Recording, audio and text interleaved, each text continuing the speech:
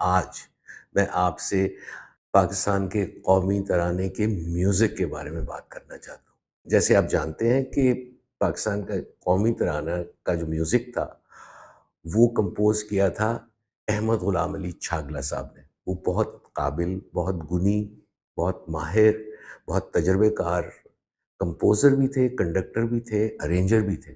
ان کا تعلق کراچی کے خوشحال گھرانے سے تھا۔ ان کے والد جو تھے 1920-21 میں کراچی کے میئر بھی تھے، اور جب 1947 میں پاکستان بنا تو ان سے ہی کہا گیا کہ آپ یہ میوزک جو ہے اس قومی ترانے کا ترتیب دیں۔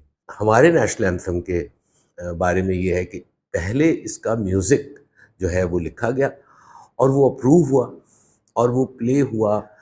جب آپ وہ اوریجنل سکور جو انہوں نے لکھا اس کو دیکھتے ہیں تو آپ دیکھتے ہیں کہ جتنے بھی ساز انہوں نے چنے قومی ترانے میں استعمال کرنے کے لیے، وہ تمام کے تمام سازوں کے لیے علیحدہ علیحدہ میوزک شیٹ تیار کی۔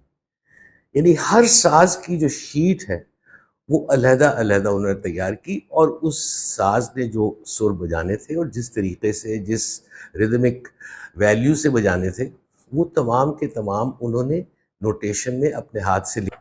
اس کی نوٹیشن جو ہے وہ بھی موجود ہے۔ اب آپ دیکھیے کہ جو ڈی فلیٹ فلوٹ اور پکلو نے جو بجانا ہے وہ پارٹ یہاں پورا لکھا ہوا ہے پورے قومی ترانے کا، اور اس کے اینڈ میں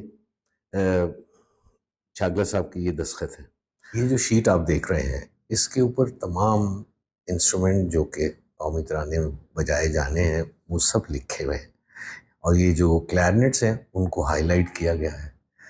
تو یہ طرزیں تو مختلف ہیں لیکن ان کی ریدمک ویلیو ایک ہی ہے، تو لہٰذا وہ سکور جو انہوں نے کلیرنٹ کے لیے لکھا وہ بہت بآسانی گایا بھی جا سکتا تھا۔ پاک سرزمین شاد باد، کشور حسین شاد باد، تو نشان عزم عالی شان، عرض پاکستان مرکز یقین شاد باد۔ یہی لفظ دوسری کلیرنٹ میں کیسے گائے جائیں گے؟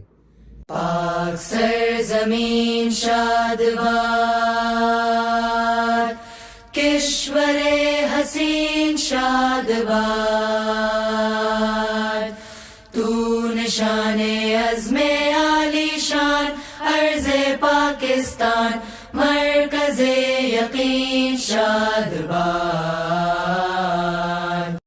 اور تیسری کلیرنٹ میں کیسے گائے جائیں گے؟ پاک سرزمین شاد باد، کشور حسین شاد باد، تو نشان عزم عالی شان، عرض پاکستان مرکز یقین شاد باد۔ میری ایک اور بھی خواہش ہے، جیسے میں نے ابھی آپ کو سنایا، یعنی پارٹ 1 جو ہے وہ گایا گیا، اور پھر اس کا جو پارٹ 2 ہے وہ بھی گایا گیا، پھر پارٹ 3 گایا گیا علیحدہ علیحدہ، اور جب یہ مل کے سب کانوں میں پڑھتے ہیں تو ایک بڑا بھرپور ایفیکٹ اس کا ہوتا ہے، وہ ہم آپ کو بھی سنائیں گے۔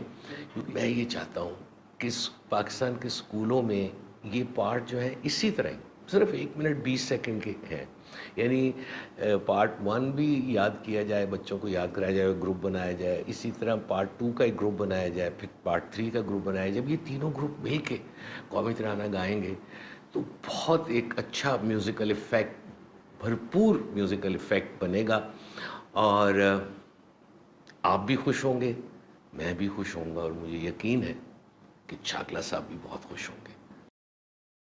پاک سرزمین شاد باد۔